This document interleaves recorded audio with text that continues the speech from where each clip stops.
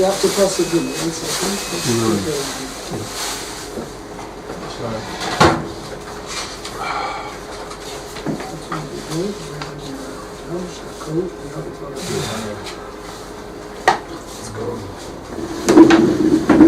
Okay.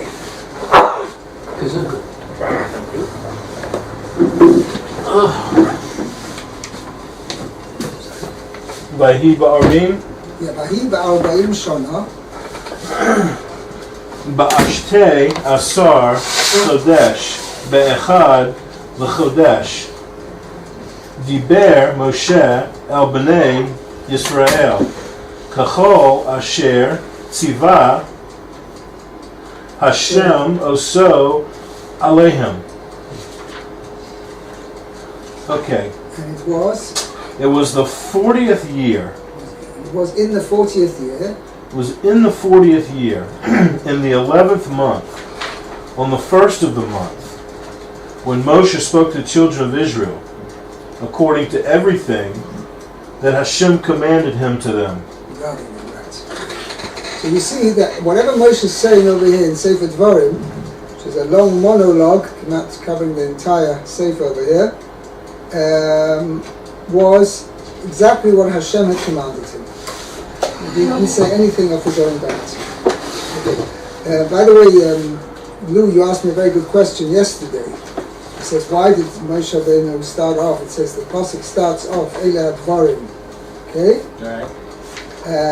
And it says that things are mentioned in unclearly, right, in an abstruse form, because out of the honor of respect for Klal Yisrael, not to embarrass them with all the things that they had done wrong. So you asked a very good question. After we can continue on later in the parasha, it mentions everything explicitly. Right. Because the Mepharshim asked this question and a number of answers. One, the Mizrahi answers that when we're starting off, right, since he mentions everything, when you mention, you did this, and this, and this, and this, and this, right? So if you're going to mention a whole string of things, right, if you mention them that explicitly, that's really knocking the Jewish people hard. Okay? So therefore that they mentions things. But afterwards, Moshe Rabbeinu wanted to tell each point, when he brought out each point, separately, then he mentioned it explicitly. Okay, it's only when the deep embarrassment is only when everything's put together. That's one thing. So you spread them out later? Yeah, spread them out later. That's number one. Number two, spreading it out doesn't make it. What I want to is that when we start off at the beginning, this is the Maral says this answer, that when we start at the beginning, like, okay guys, we're going to speak now. Wham! It throws everything on top of them. So therefore, when we're just starting off as an introductory thing, then that's why Moshe Rabbeinu mentioned it in a more ease them into it. Yes, an altruistic way, right? In a roundabout way. There's the third explanation. I don't even know what the third explanation was about the third one. It was just before. Anyway, that's the basically idea of things. Well, thank you for looking that up. Okay, let's continue. Let's see the Rashi. Pasuk Gimel. Okay. Vahi ba'arba'im shana ba'ashtei asar chodesh be'echad la'chodesh. Excuse me. It was in the 40th year, in the 11th month, on the first of the month. So what is the 11th month? If anything, What is it? You mean it's starting from, which is the first month? Nisan? Nisan, correct. Jewish tradition, start the month off, the month starts with, no, that would be the 12th month. Oh, then it's Shvat. Shvat, correct. About the first of Shvat. Okay? Okay. It's the first of Shvat. Do you know when Moshe Rabbeinu died? Seventh Adar. So 7th of Adar. So work it out. From the 1st of Shvat to the 7th of Adar, well, the actual day he died, it's actually Machlekes whether the whole process, it says, when it says I'm 120 years old today, whether that was on the 6th of Adar or the 7th of Adar, when that statement That's was what my made. mother done. Okay, anyway, I called upon him, it was about Adar 36-day speech. Right. Now, what have you done? I was completely exhausted. Died out of that, what do you do, whatever, dehydration. Right. She comes out, he takes time to drink. Anyway, this was all from the word of Hashem. Moshe Rabbeinu could have spoken as long as he wanted. No problem. I know. Okay. Yes, continue that to Rashi. Melamed. Melamed shalo hochichan. This teaches us that Moshe did not rebuke them, Elah samuch lemisa, except immediately before his death. Close to his death. Mimi lomad. Okay, from whom did we learn this? I'm sorry, from whom did he learn to do this? Right. Yaakov. Yaakov, from Yaakov. Shalo hochiach es banav, for he did not rebuke his sons, Elah samuch lemisa, except immediately before his death. He said, Reuven b'nei, Reuven my son, Ani omer lecha, I'm telling you, mipnei ma lo hochachticha, why I did not rebuke you, kol chashanim alaylu, Hashem, right. all of these years. Kedai shalo, kedai shalo sanicheni. It was so that you should not leave me. The selech, the sikbak, the Esar achi, and go join with Esav my brother. Umipnei arba'a devarim, because of 4 things. Ein melchichin es ha'adam, we do not rebuke a person. Elah samuch lemisa, immediately before, except immediately before his death.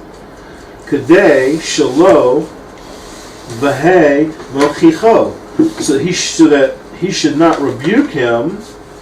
V'chazer u'mochicho, and then rebuke him again for the same thing. Right. Now, okay. So this is giving me a number of reasons why a person should wait to, if he wants to rebuke his children, right, should wait till he's close to death, close to his time to leave this world. So His time or his child's time? No. Generally, we're talking about the father's time. Okay.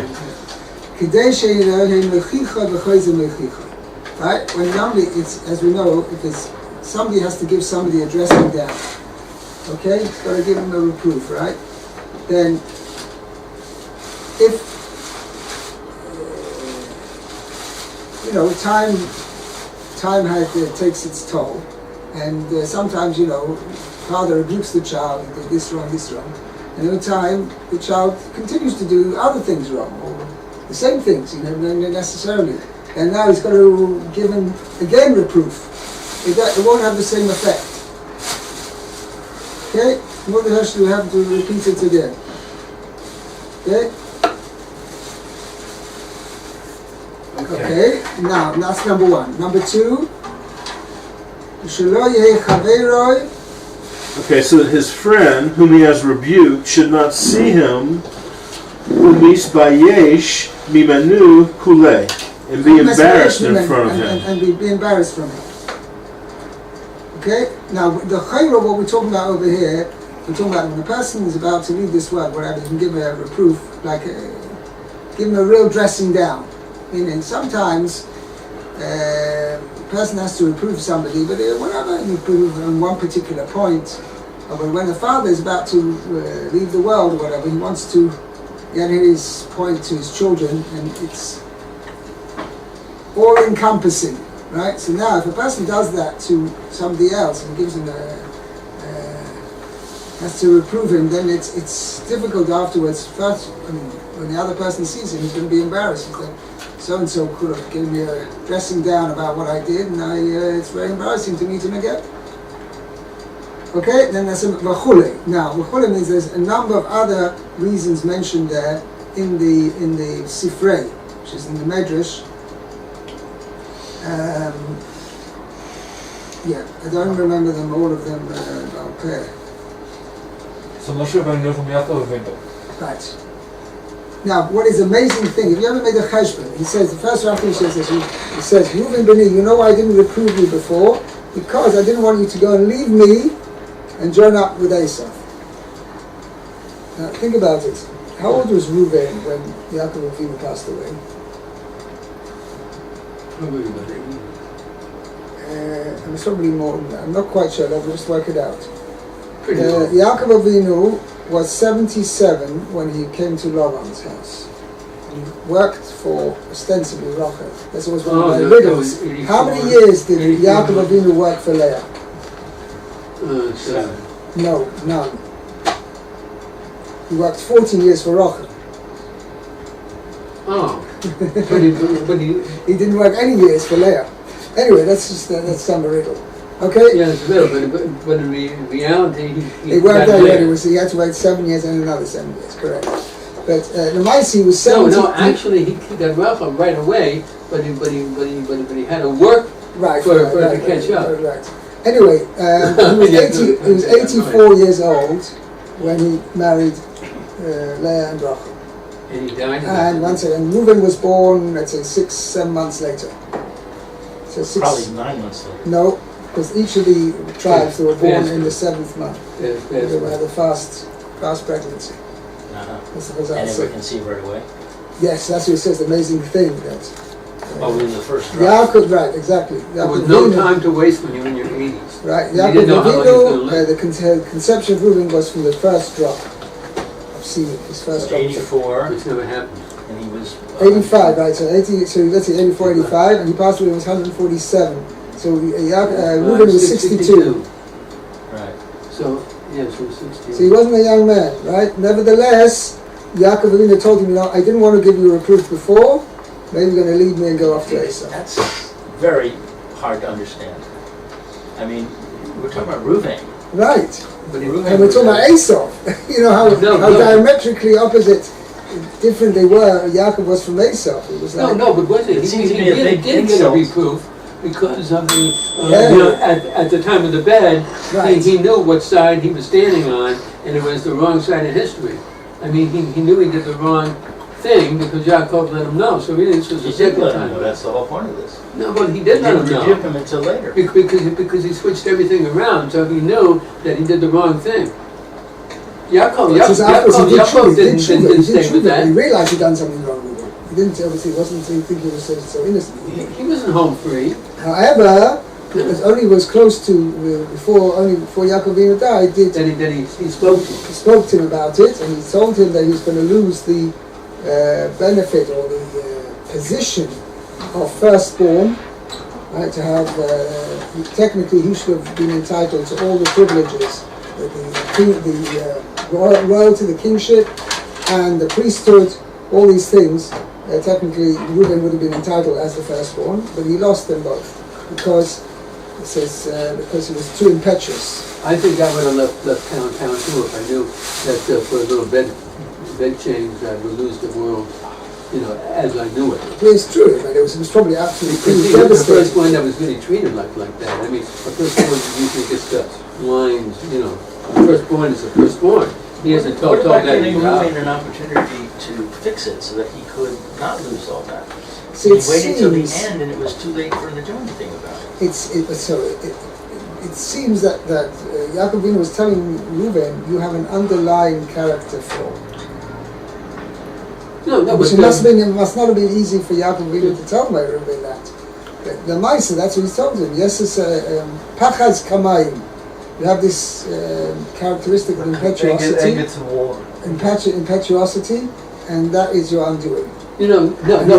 but there are certain things that you cannot fix, and that was one thing.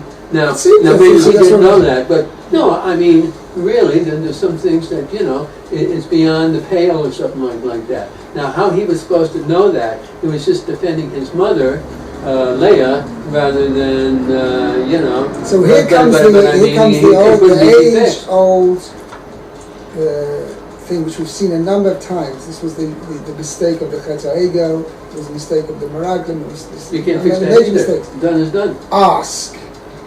Go ask before you do something. Don't do it entirely on your own heshbon or whatever. If you have doing something major like that, go and ask. Don't do it out of impetuosity, without asking somebody of a higher authority. Right? Go ask advice. What should I do here? You find it all the way through history. That's the major people's undoing was that they didn't ask first. But what's worse is if you have to ask, then it shows that you really don't know. And while it's nice that you ask, it just shows your ignorance. So on the contrary, then so it shows I mean, it's a lose-lose situation. So you mentioned a very good point, because the Maisa shows a lack of humility. And it shows The person lack has of common sense, but you can't go true up. humility. He will be willing to No, he forego will. his pride and go and ask, and then be sure that he will be sure that what he's doing is the right thing. Some people believe we don't believe in the Torah, just make our own decisions. What's the matter? You can't stand for yourself. Well, if they knew how little they know, right, then it's generally the people who know the least who have that attitude. The more the person knows, then he realizes how much he doesn't know. Okay? And therefore he's willing to ask. Yes, but if you don't know too much, then you're just portraying that you don't know anything. You know, so what you never go on. You're never right either. Person should get into the habit of being used to saying, I don't know. Admitting that he doesn't know. All right. Okay, let's go on.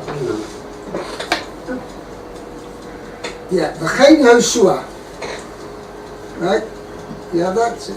Kedisa B'sifri. V'chein Yehoshua. Okay, and similarly, Joshua did not rebuke Israel, Elah Samuch Lemisa, except immediately before his death.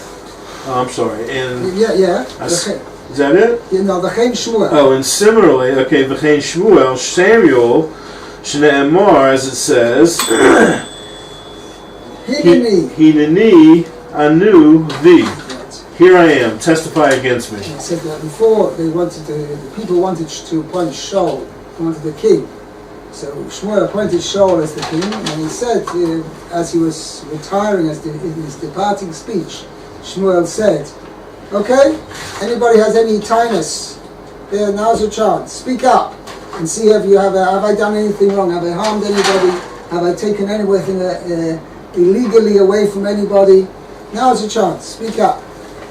Okay? Meaning I haven't done anything wrong. V'chein David as Shlomo b'nai. Similarly, David reproved Shlomo his son, right, shortly before he died. Okay.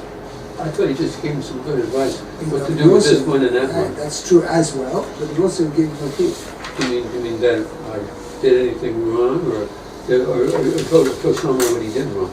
Tell Shlomo, be careful, make sure to listen to the Asteria, go and ask the Novi, go and ask the Novi, and go and ask the Kohen at the time. So meaning that he was impetuous and then he was... No, I said he was impetuous. No, but he I thought you were saying young. He was young. He was 12 years old at the time. Right. So Shlomo HaMelech, David HaMelech knew that Shlomo could be calm him down a little bit. should we say, susceptible to being influenced by wrong influences, and that he maybe gave him instructions. Make sure to have good advisors. Okay, so Meir, are you ready to read? Yes. Pasuk Yeah. Dalet.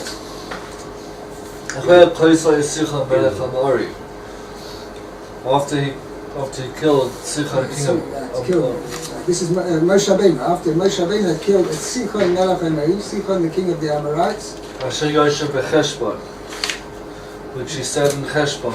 Yeah, not sat, he dwelt. He dwelt in He dwelt in Cheshbon. Cheshbon. And There is Og Melech HaBashan, and Og the king of Bashan, Asher Yoshev b'Ashtaris Be'edrei. Okay, and who dwelt in Ashtoreth. That was the name of the thing. It was a very highly fortified area. Be'edrei, that was the name of the area. Was this in the Midbar? Yes, it was. No, it wasn't actually. No, was it? This North in the it Fishbone? was on the east bank of the Jordan. Oh, more south? It depends. Where Sichon, the land of Sichon, and Mary was probably north of the Dead Sea, on the. She was a very fertile part of the Jordan on the east bank, and Og, the area of Bashan, the land of Bashan, was much further north. Basically, somewhere around the area of the Golan Heights. So that time, now Jordan's not very fertile today. The truth is, the area immediately close to the Jordan River is very fertile. I think even the Jordanian side is even more fertile than the Jewish side. Right, you can go up and you can see, because the Jordan kind of winds through the area, that it's well planted on the other side. Okay.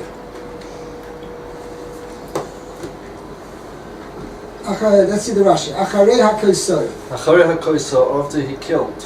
Right. Omar Moshe. Says Moshe, in ani mochicham, if I rebuke them, koidem sheiknasu l'ktzei haaretz. Before they enter Kteras, the edge of the land. Yomru, they'll say, Ma'ale zeh aleinu. Means what does he want from us? Right? Means how can he come along and rebuke us? Ma heitiv lanu.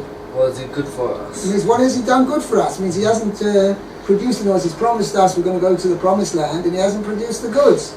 Right? So then he says, oh, very nice to say, it's all your fault. Right? You haven't done this good. You did this wrong and that wrong. Show me, produce the goods first. Okay, Eino Boil la Kante. Right? He's only coming to Accuse us. Yeah, accuse. Vex. Prosecute. Vex. I don't know if vex is the right word. Vex is good. Yeah, agitate us, right? To agitate. V'limtzo ilo, and to find an excuse. She'ein bo koyach. Lachnisenu laws, because the Maisi doesn't have the power to bring us into the land. Fikach, therefore, Himtin he waited. Asher hipil Sochaim Sicha va'oim. Oig. So he vanquished Sichon and Og, Lifneim before them, V'harisham Aratzon, and he drove them out of their land. Oh, so you see, it was no small feat that Moshe Rabbeinu was successful in conquering and destroying Sichon and his people and Og and his people. Right? After that, he said, listen, if I want, I can produce the goods. I managed to wipe out these two superpowers, Sichon and Og. So I have no problem to be able to conquer all the kings of the land of Canaan. That's not the problem. HaKodesh Baruch Hu didn't, for whatever reason, said I'm not allowed to go into Eretz Yisrael. But you see, I have the power to conquer.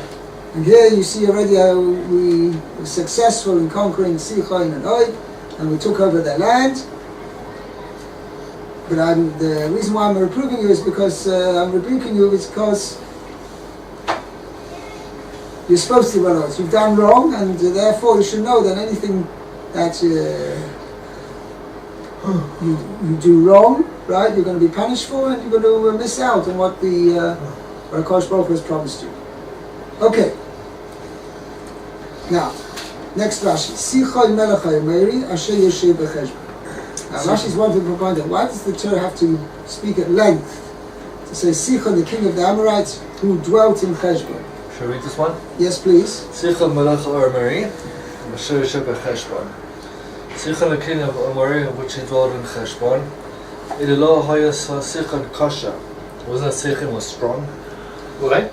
Sichon was strong. Strong. Had not been if that Sichon was a tough king, like a strong king. V'asharu b'cheshbon. Right? Haya shari b'cheshbon haya kasha. Meaning, even if Sichon hadn't been strong, and he'd been dwelling in Cheshbon, it would have been hard. Why? Shamadina kasha. Because the land, the country is a very strongly fortified country. And the land hard, and it was a hard country to conquer. Right? And if it had been another city, meaning a less fortified city. Nevertheless, V'sichon shori b'simcha, and Sichon was dwelling there. Hayakosha, it would have also been hard to conquer it. Why? Shahamelech kosher. Because it was a king, it was a tough king, a strong king. Alachas kama v'kama, all the more so. Shahamelech kosher v'amedina kosher. He was a tough king, a very strong king, and a very strongly fortified area, right. Land or city. Okay. Similarly, when the Apostle says, Oid Melech HaBashar, carry on, you haven't finished. Yoshe ba'ashtoros. He was dwelling in Ashtoros. HaMelech kosher v'amedina kosher. Same idea. Right? It says, Oid Melech HaBashar, he was a very strong king, and he dwelt in Ashtoros, which was a very strongly fortified city. Okay, now Rashi goes on to explain. Ashtoros. Ashtoros hula shem tzukin. Right. Tzukin means cliffs, very rocky area. The Koshi. Rugged. Yeah. Peaks. What's Koshi? Koshi means rugged land. What does rugged mean then? Means how do you say it? Very Rocky and difficult to walk in. Negotiate. Right. Difficult to negotiate. Difficult to pass through. Okay. Kamoi. Kamor Ashtoros Kanai. Karnaim. It says that when the 4 kings fought against the 5 kings, so when they did Kedol Omer, and the other kings, before they attacked the king of Sodom and his cronies, they went round on a rampage around the areas around Israel, and it says they did battle in Ashtoros Karnaim. And there Rashi mentions there, Karnaim means it had like double horns, which means it was a very rocky, precipitous rocky country. There's lots of precipices. Right. Okay? Ashtoros. Ashtaroth there, this place, Ashtaroth, who Ashtaroth Karnaim is synonymous with that place mentioned in Sefer Bereshis in Parshas Lech Lecha, which is called Ashtaroth Karnaim. Shahayu Shom Raphaim, there had been giants there, foreign giants. Shehika Amrophel, who was Nimrod, who had killed. Shinema, it's very interesting that Rashi attributes the destruction, the killing of the Rephaim to Amrophel, which is Nimrod, when actually the pasuk seems that at that time it wasn't Amrophel who was originally the instigator of the war between 4 and the 5 kings. It says afterwards he was the strongest king among them was Kedol Omer, and that's what the Mashal Gosh in the pasuk is. Amrophel. So he instigated it. So it sounds like, well, he and Raisa, that's what the Mefarshim say, that even though he wasn't the strongest Nimrod anymore, he had been, he wasn't the strongest anymore, but never he was the instigator of the war between the 4 and 5 kings. Shnema vayaku es ha-Rephaim ba'Ashtaroth Karnaim. They smote the Rephaim, the giants, in Ashtaroth Karnaim. Okay, the Oig was one of the giants, and he ran away. Could Oig defend himself? It seems he was a loner. It seems they were pretty, even though they weren't giants, the others, Kedol Omer and everybody else, they were pretty tough warriors, tough soldiers. Yerushalyim, the refugee came. It says, Hirak Oig Melech HaBashar Nisha Miyeser Rephaim. Oig was the only one left of the Rephaim giants. wow.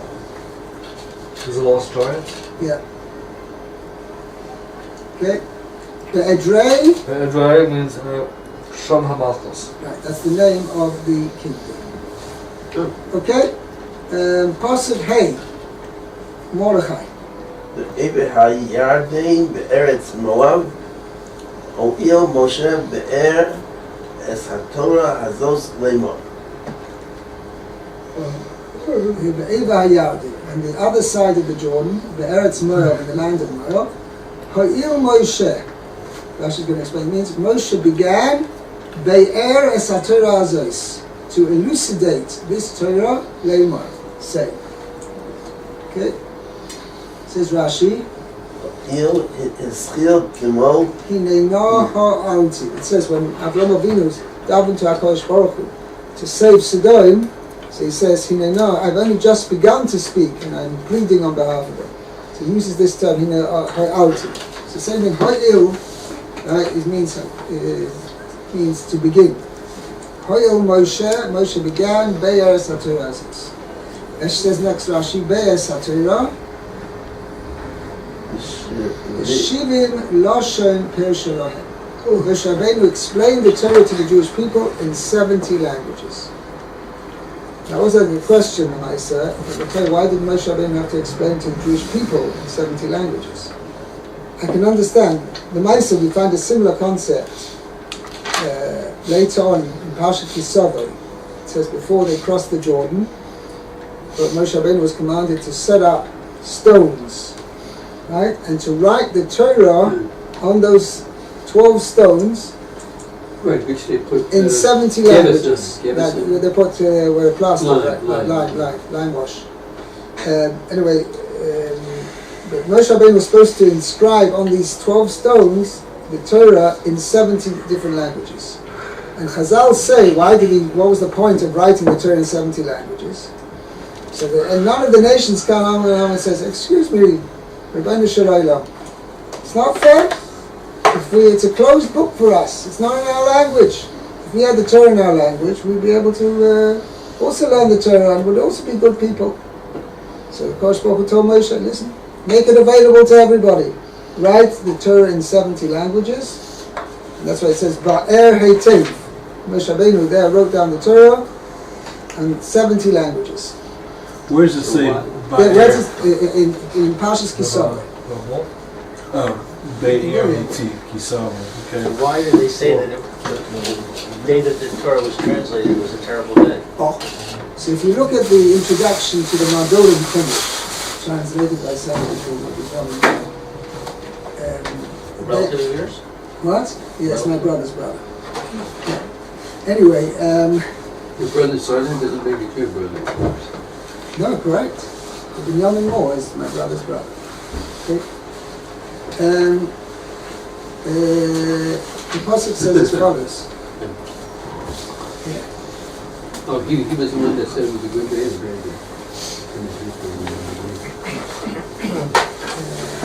The pasuk says, "V'chosafta al avonim es kol divrei haTorah zois ba'er heitev." You shall write on these stones. Moshe Rabbeinu was told to take 12 stones, okay, and to write on those stones the words of this Torah ba'er heitev. And Rashi says ba'er heitev b'shivim lashon, in 70 languages. And the Gemara explains what the purpose is that the Torah should be considered a closed book. The question is over here, why was it necessary to Moshe Rabbeinu to mention to speak when he's speaking to the Jewish people? Why does he need to tell them, elucidate the Torah in 70 languages? Well, wait, first my question was why does it say... No. So you're asking a question, is a translation a good thing or not a good thing? Right. So basically what I explained there in the introduction to the Chumash is as follows. Where a translation is being used to explain the original, to understand the original better, in a better way, by expressing in another language, and thereby being able to understand the original better, then that's a good thing. That's basically what Moshe Rabbeinu was doing over here. It was a way of being able to, by expressing the Torah in another language, especially for somebody who's not familiar with the language of the Torah, and he can understand it in his own vernacular, so then he'll be able to have a better understanding of the original. That's fine. However, the problem was that this was the case with Ptolemy, when he had the Septuagint, he had it translated. He wasn't going to use the original, he was going to replacing the original with a translation. And that's no good, because forget, one cannot go away from the original. The original has the Lashon HaKodesh written in the holy language, has all the nuances of the holy language and everything that goes together with that. That's all the way explaining every letter, why this letter is used, why an extra letter is used. Whereas when it's translated, that's lost. Right? So by replacing the original with a translation, that was the terrible thing. That's what Ptolemy wanted to do. He wasn't going to look at the original. He wanted to take the translation and use only the translation only. That was the bad thing. Okay, guys, we'll have to stop here.